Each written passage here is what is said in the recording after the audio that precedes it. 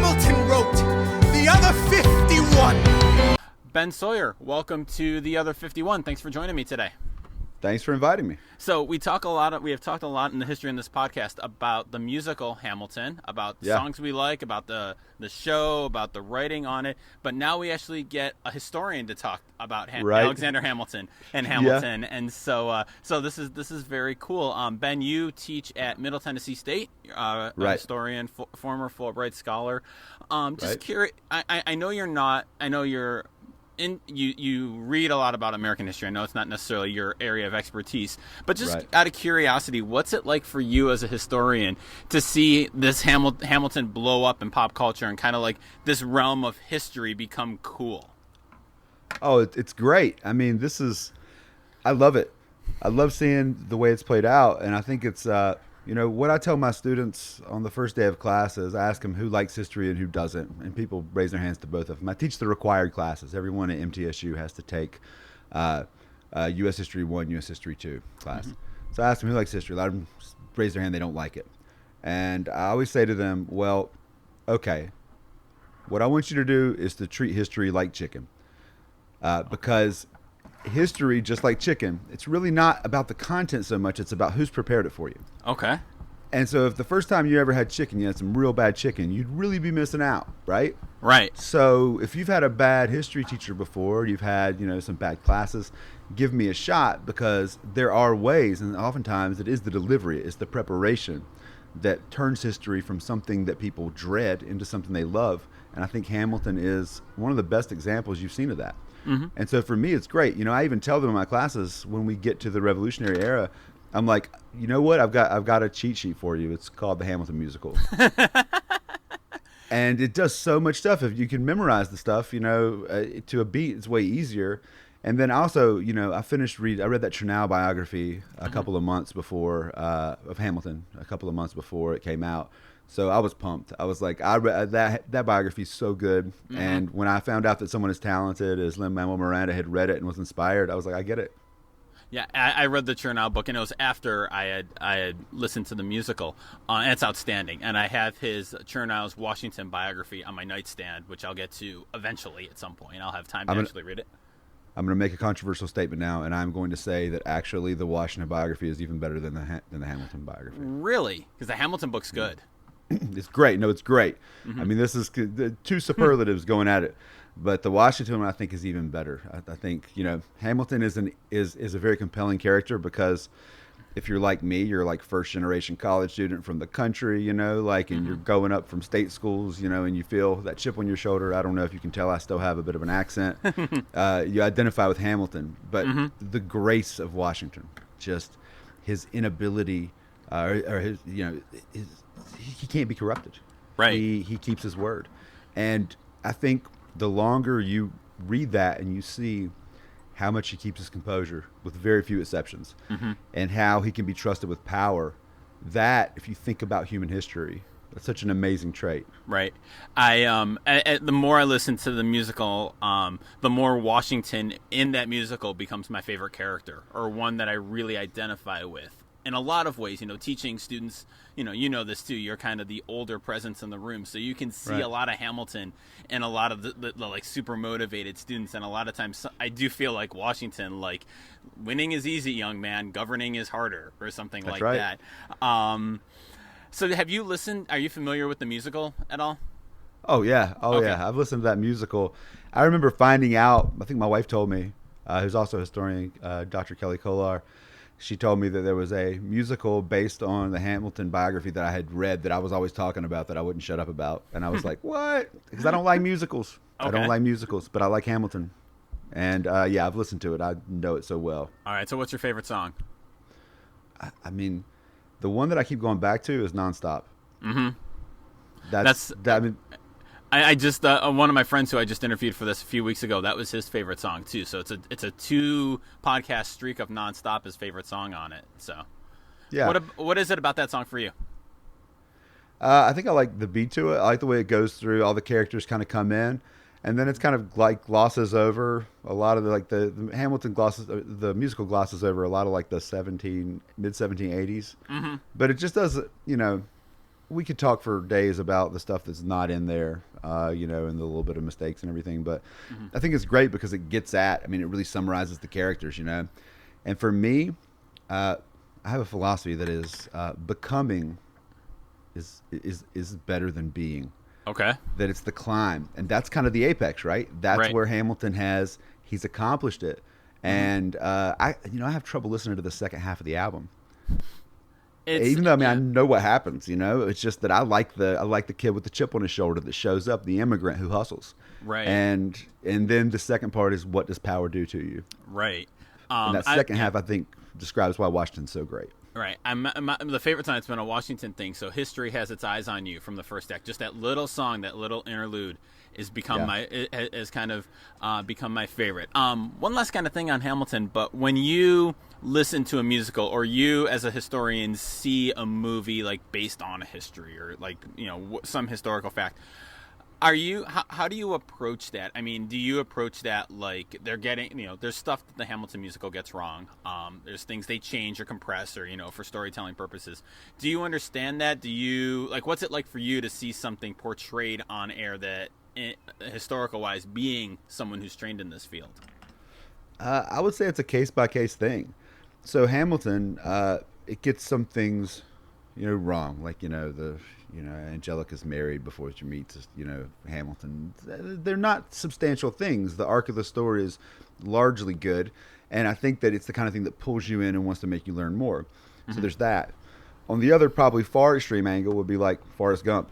Right. Which is a really dangerous movie if you're a historian, because, the moral of that story is, look at all these idiots who are trying to protest back home. They're all a bunch of stupid hippies that were all on drugs. And look at how bad the rest of the world was, and America was basically just good, and it's like a real, one of my former professors at Appalachian State, Jeff Bortz, who's a legend, Latin American history professor. He said that Forrest Gump was one of the greatest pieces of fascist propaganda in the 20th century. Huh. And I don't want to go that far with it because it's still a good movie to watch. But if you get your history from that, I ask my students in my class when we get to the 1960s to describe a Vietnam War protester, and they'll be like, they were on drugs, they're lazy, they're spitting on soldiers. And then I say, all right, how many of you, your idea of a Vietnam War protester, or of a hippie Vietnam War protester at the time, how many of that came from Forrest Gump? And at least half of them raised their hands. No kidding. And the problem is it conflates the Vietnam War protesters, the the anti-war movement, which grew out of the civil rights movement, very intelligent people, with these drug kind of, vapid hippies. Right. And that's historically inaccurate and dangerous, because you learn the lesson from that movie that you can't change anything. And the lesson of the anti-war movement is you can. Right. So do you have a favorite founding father? Ooh, Washington. Yeah. Washington. Yeah, Hamilton, as much as I love Hamilton, because Hamilton, I read Hamilton or think about Hamilton, and it makes me want to roll up my sleeves and just go at whatever problem I have. It's the balance of Washington. And him, the reluctant guy who always steps up because he should, and he doesn't want to, and what it costs him in his life. And he, as Americans, we have this wonderful misconception, which is that, a government, just a leader, the executive, serves a term and steps down. And yeah, we've done that. We're now a 45th time. We've done this. 44th, I guess. But in the scheme of the world, look at how most of the revolutions end. French Revolution with Napoleon, the Bolshevik Revolution with Stalin, Cuba with Castro. Look at how many revolutions end with the guy who comes to power and he's like a legend. And never mind the fact that Washington is like one of two celebrities at his time when there's no TMZ, no mass media. It's him and Franklin. Right. And Washington has all this authority, and then he steps down. And he does it. He never wanted to be president in the first place, really. But he understands you've got to transition. And he leaves us that legacy, which it's, over 200 years now. But that path started with that first footstep.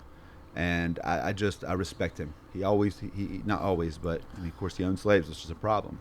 Right. But in terms of him living up to his word, I think that's what we should seek to do, and I admire him for that. Yeah, we took a family trip. We were coming back up from North Carolina, actually, and we spent a night near D.C., and we went to Mount Vernon and spent the day walking around there. Just a gorgeous, great museum, and just a gorgeous grounds, and really kind of captures a lot of, Washington's kind of like the quintessential founding father, that he's like the guy on the dollar bill or the guy on the memorial, like kind of been so lionized and so almost sanctified throughout history, that to see that, to see the reality of it, and to see like the confliction of, being a slave owner and recognizing that and trying to balance that with the realities. And yeah, the stepping down after 2 terms is incredible. Myself, I've always been a James Madison guy. Yeah, I love Madison. Oh, I Madison. love. I just got a biography of his, and I can't remember who wrote it. I just got it on my Kindle from the library. I just always love. I love his I love how he's always depicted. He's like the little guy. He's like basically the Hermione Granger. Tiny. Yeah, Tiny. He's tiny. He's the Hermione Granger. He like gets there early, goes to the library. He's the guy in the corner with all the books, and he just kind of like beats at like, and that's how he wins. He just kind of like, he's not as he's has the work ethic of a Hamilton, but not like the big flash. Like he's very much like the Robert's Rules of Order type guy. And so and there's a part of me that's always loved the fact that like Jefferson wrote the Declaration of Independence and gets all the glory, and Madison is the guy who wrote the Constitution. And so like Jefferson got it going, but Madison really kind of laid the rules for everything, and I've always liked him. So Well, yeah. Well, he lays out the kind of the backbone for what they're going to debate. By the time they're done with it, it's very different. Right. But you're right, and it's the this is the way I always teach Madison to my students. You can learn 2 things from the way Madison deals with his plan. The Virginia plan at the Constitutional Convention. One is that how when you're on a committee, there's 6 people and nobody shows up with a plan, and so you sit around talking about it. But if there's 6 people and one person shows up with a plan, you know what? You go with that guy's plan. Right. Always be that person. And secondly, don't have an ego, because when he goes to present that plan, he knows people are going to shoot him down because they know who he is. And so he gives it to another guy to present as his own idea. Right. And that's good tactics. Yeah. So, kind of moving on to some other topics here. I want to note your awesome podcast that you do weekly with Bob Crawford, The Road to Now. It's how I came to know your work, and I came through it through Bob. My family we are huge Avett Brothers fans, so we saw that he was doing the podcast and started listening to it. And I'm catching up. I think I mentioned this on Twitter the other day. I had to take a really big politics break and news break after the election because I couldn't deal. So I had to like decompress a little bit, but I'm starting to work back through the interviews you guys are doing, and such a great podcast, such a fun, learning a lot. The National Park Service one was the one I just listened to yesterday. So how did that podcast come about? Like, how did you and Bob come up with the idea for it, and kind of tell us a little bit about what you guys are doing with it? Yeah. Well, it came about, just to go back, I grew up with the Avetts, and also very important for this story is their road manager, Dane Honeycutt, who is still to this day, one of my very best friends. And Dane, Bob started reading about history. He just started loving it, and it was when I was in graduate school. And so one night when I first moved up to Michigan, I did my PhD at Michigan State, they came through, and it was when, they were still 2006. They were still relatively unknown. I think 100 people showed up. To me, it was a mind-blowing. You got 100 people in Detroit seeing a band from Concord, North Carolina. That's nuts. And I was like, and I'm in graduate school. This is insane. And the good news is it got better for both of us. But at the time, it was great. And Dane was like, man, Bob has been reading all these books about history. You guys should sit down and talk. So we went across the street from the venue. And I knew Bob. I knew him just from being around. I always liked him. But then I found that he loved history. And I don't know if you got this. When I was in graduate school, I had this great experience doing a master's degree at Appalachian State, where all my friends loved history and saw history intersecting with their daily lives. And we were just driven by it. And it was passion, and it was amazing. My friend Stephen Knaus is still one of my very best friends. And this is, amazing. And then you go off to a PhD program, and you find that not everyone's there for the same reasons you are. And I left the South and in this new cold place in Michigan. And what I loved about Bob was that he loved history like more than most people I knew who were historians. And we would talk on the phone for a long time, and it would just recharge my batteries. And we decided at some point, I think Bob texted me in like 2009 and was like, we've got to do a podcast. We got to figure this out and do it. And he ended up, as you may know, some of your listeners may know, his daughter, she was diagnosed with pediatric cancer, his daughter Hallie, and that was a long road, and she's been doing really well lately. She still has the problems from that, but Bob sent me a Twitter message. I just saw it the other day. Like, I hadn't talked to him in probably a couple months, and he was like, "Hey, I was thinking we need to get this podcast going." And 3 weeks later, they were in Nashville. The Avets were playing here, and I rode down there, and we bought some recording equipment and recorded episode 1 in the basement of Bridgestone Arena in downtown Nashville. Nice. This summer, we flew all over the country: Portland, New York twice, DC twice, Denver, Charlotte, Nashville, and it's just been great. It's. Do you have a favorite episode that you guys have done?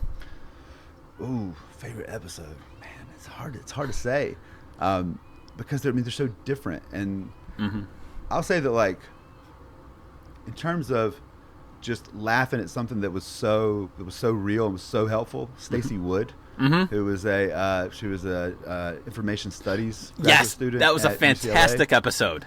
Oh man, she was hilarious, and just in the episode was on.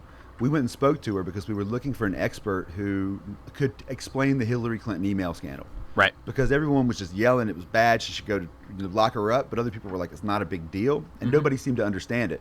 So she broke it down for us because she works on this, the history of government documents, and I laughed so hard at that. It was amazing.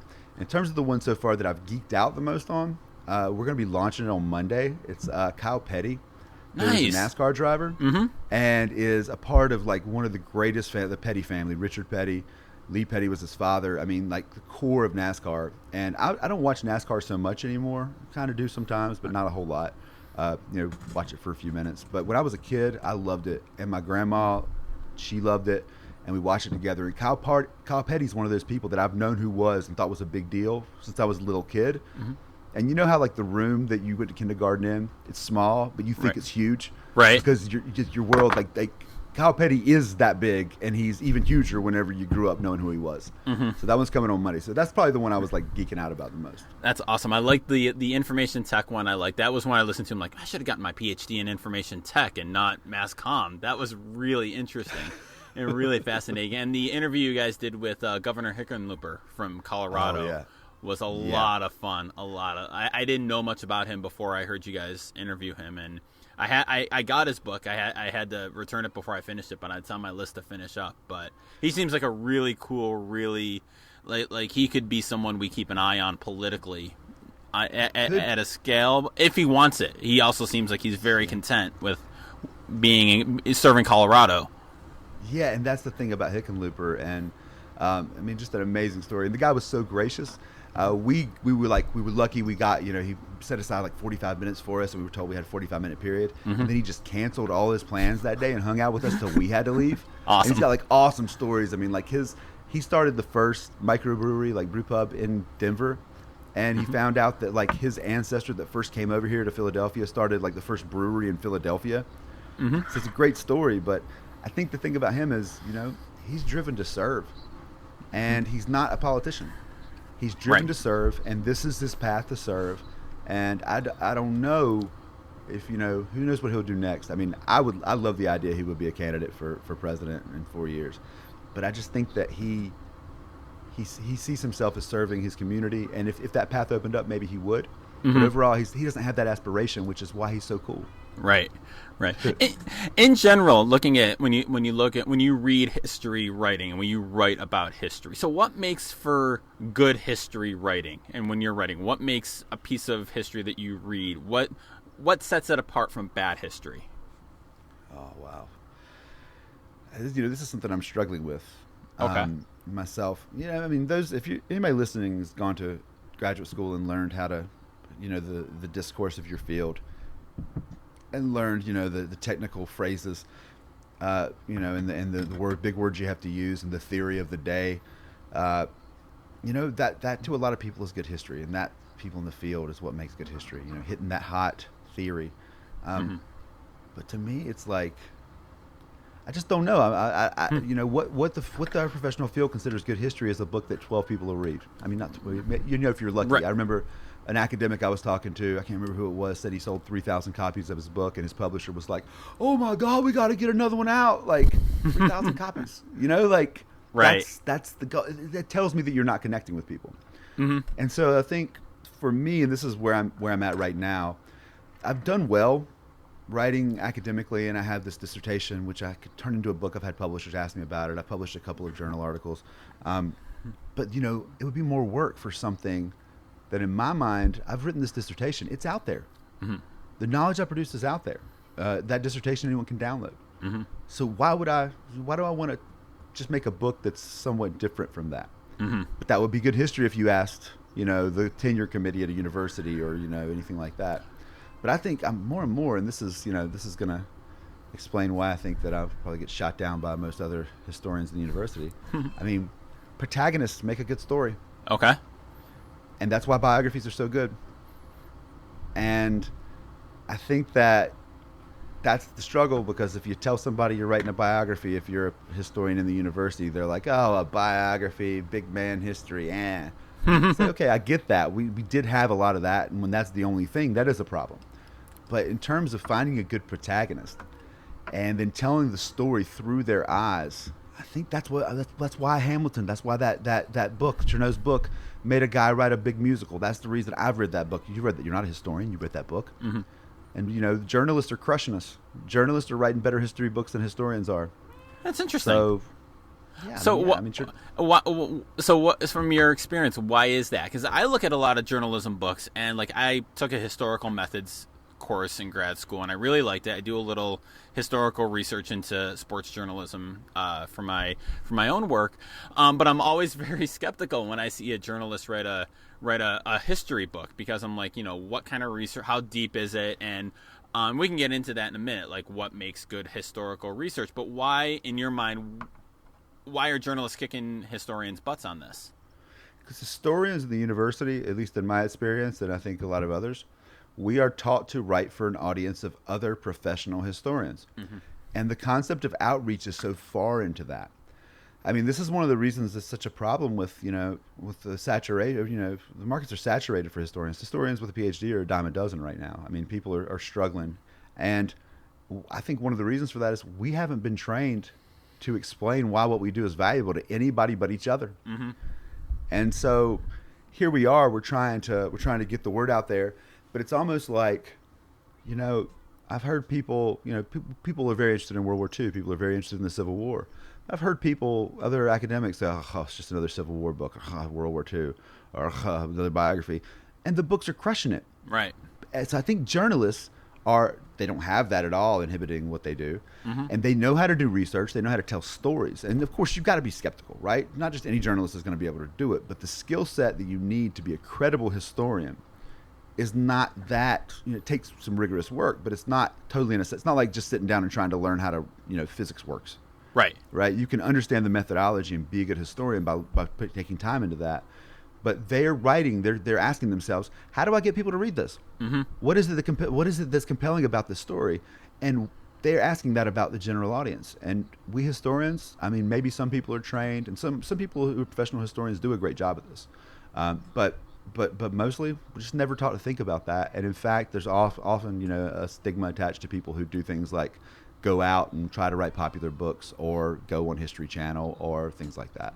I was going to ask, because I wondered what the general, not your opinion, but like the general historian view of like a David McCullough or a Joseph Ellis, or the guys who write these the big selling popular historical works. I mean, I enjoy them as, an amateur student of history. I think they're really well done. They seem well researched to my kind of untrained eyes.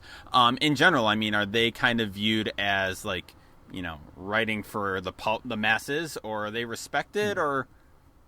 I don't actually can't answer that question, because I don't hang out with early American historians for the most part. I mean, I'm mostly people. My wife is trained as a Soviet historian, but she also has a archive specialty. She teaches the PhD students at our university's public history program. But she has the training as a Soviet historian, so we talk about these things a lot. But I don't have really that many people that I know that do early American history that I sit around and talk to. Okay. I will say that like Chernow is widely respected. I mean, Chernow is, and you look at his footnotes. That guy did research. But I can't speak to that.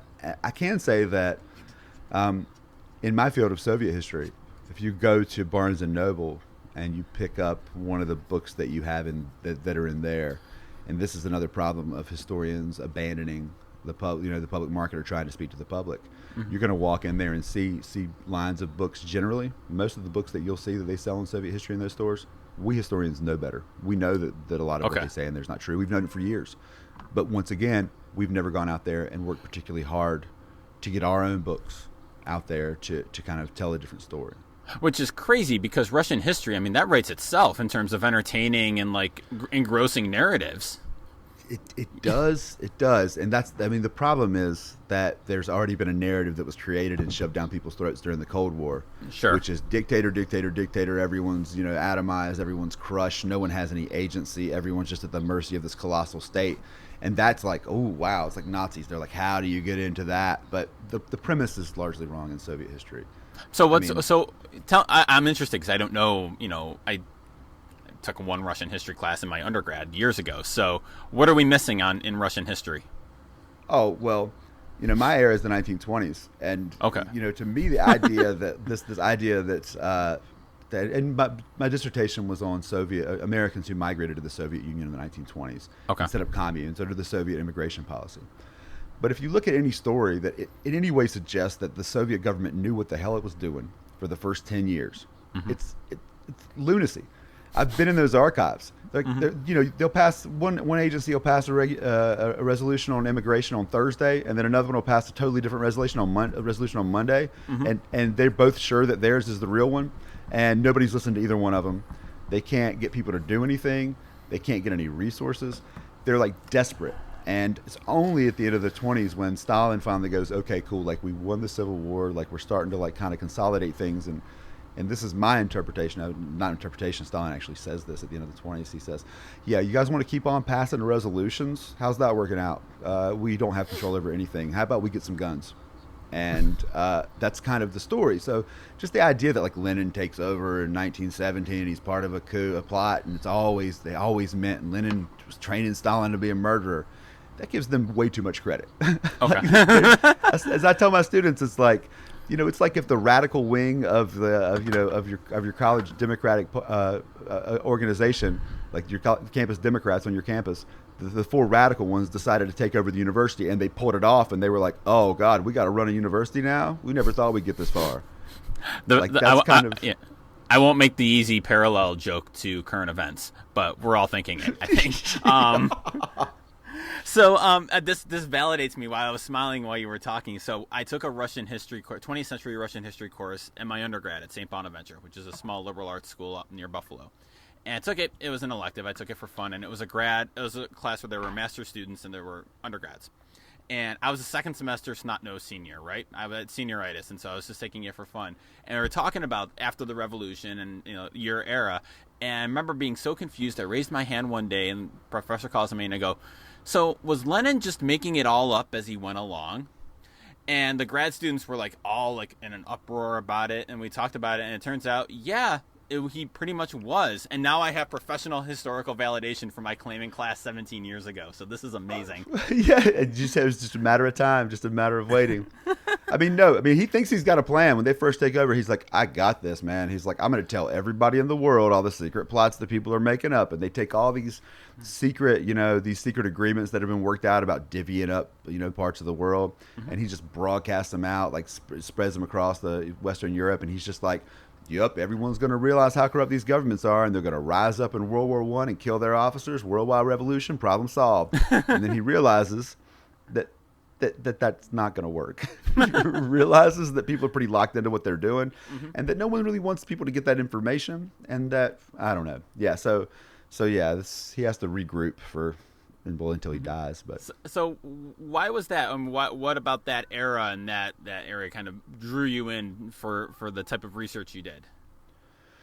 Well, I think it's one of my interests is also economic history and the history of capitalism and communism. Okay. So it's more I always have trouble how to say it. The history of economic systems is how I'll phrase it. But the Cold War is essentially, if you boil it down, it's at the core of it is just an argument over the best way to produce and distribute resources. Mm-hmm. And then it turns into a conflict that the Earth may be destroyed in, and that seems like you've taken it very far on a basis of should the market or the state allocate resources to let's blow up the Earth. Right. So there's something that fascinates me there. And then the 1920s is just such a crazy time. World War I transforms the world. That interwar period is, is nuts. And then, being interested in economic systems, here you have these Bolsheviks, these communists, who have taken over 1/6 of the world's landmass. Mm-hmm. And they try things in the 1920s. They really do. They try. There's this whole period known as the New Economic Policy. And they're just trying experiments.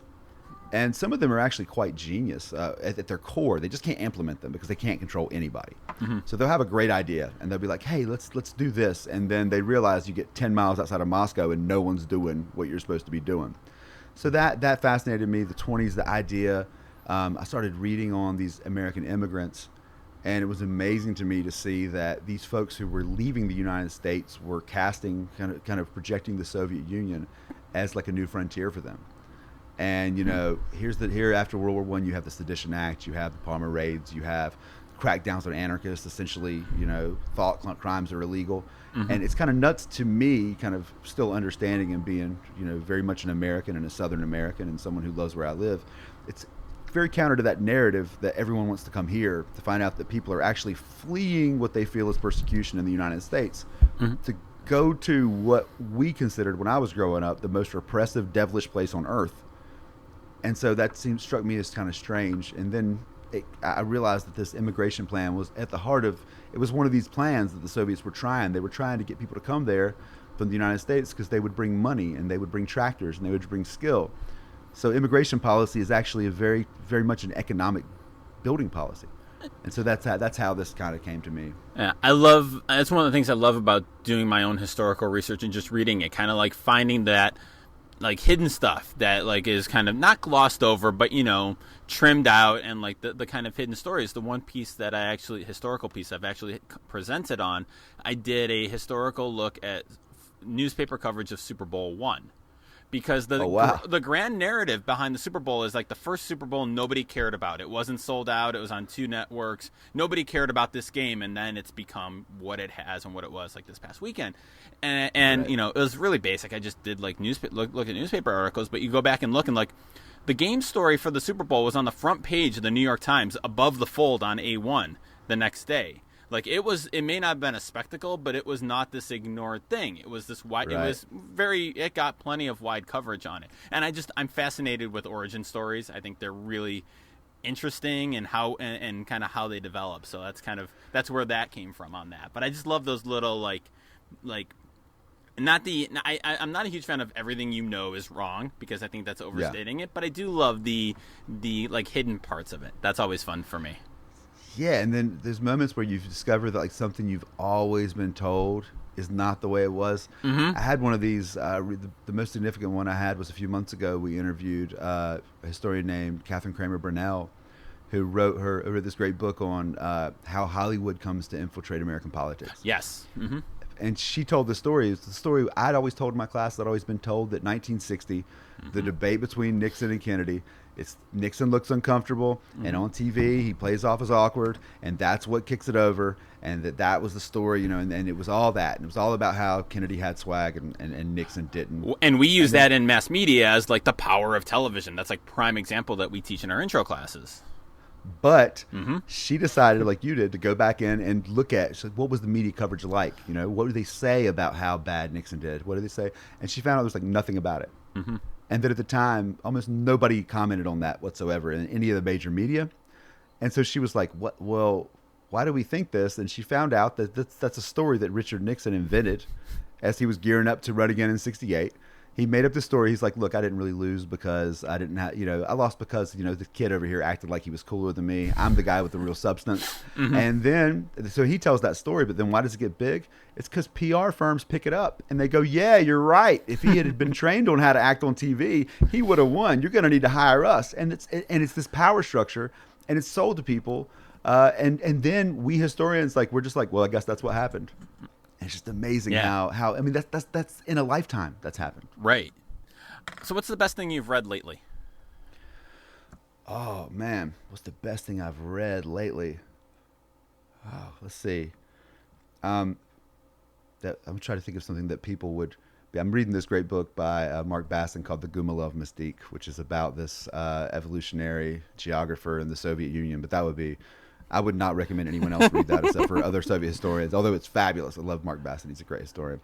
Let's see. What have I read recently? Because I've been reading, To Make Men Free. Okay. Heather Cox Richardson's new history of the Republican Party. It's so cool. good. And it's really accessible. That's a great book. And on top of that, trying to think of things that would be, because I read a lot of like academic books. Sure.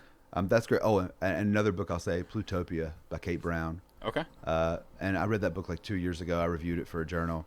It's about the plutonium production in the United States and the Soviet Union during the Manhattan Project and kind of thereafter, and just how it compares the city of, was it Richland, I think it is, or Hanford, Washington, with the Mayak factory in the Caucasus in the Soviet Union, and just how both of them are built so irresponsibly. Wow. And they're just pressured into building them, and how terrible it is, and people die, and we're still living with like the cancer rate in that part of the country of the United States is like 10 times more, but it's been covered up. And Kate Brown is one of my favorites. She's a Soviet historian, but she does a lot of comparison between the U.S. and the Soviet Union.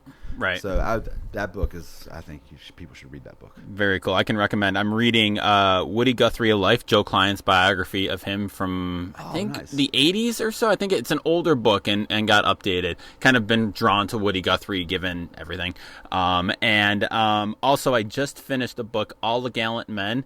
And the name of the writers escaped me, but he was a survivor of the USS Arizona at Pearl Harbor, and so it was it was a short book. It was kind of an first person account of being on there and surviving of it, and it was just a really easy read, and the closest thing I can compare it to is Johnny Cash's autobiography, in that it felt like the old guy sitting at the table and you're just listening to him tell the story. You're just in very plain, very simple language, and it was really, it's of course interesting to get that first person perspective from somebody who's on the Arizona that day. I found myself fascinated and wanted to read more about what Hawaii was like before, at the time of Pearl Harbor, like before it, his description of it, and just, thinking of how it's one of those things you don't really put together, like how really remote Hawaii was in 1939, 1941 at that time. So that's what I can recommend there. So. Yeah, that's great. Ben, if people are interested in the podcast or you, where can they find you? The podcast, I think, is probably the website, www.theroadtonow.com. Okay. And we have all our episodes there. You can either stream them there, or you can get them on iTunes, or anywhere, Stitcher, anywhere that podcasts are available. Anywhere that people get the other 51, you can get it there. And then I'm on Twitter at Ben_Sawyer. And I tweet out of there. It's kind of my academic account, where I kind of make comments on politics and history. And I think that's probably the two best places to get at me. Awesome. Well, this was a lot of fun. Thanks for joining us today. Yeah, thank you so much for having me, Brian. And I really appreciate the feedback you've given us about the podcast and the kind words, because as you know, when you start out a podcast, that road, it may be to now, but it's uphill. It's great. It's one of my favorites, so I appreciate it. So thanks so much. You, man. Yeah, have a good day, man. You too.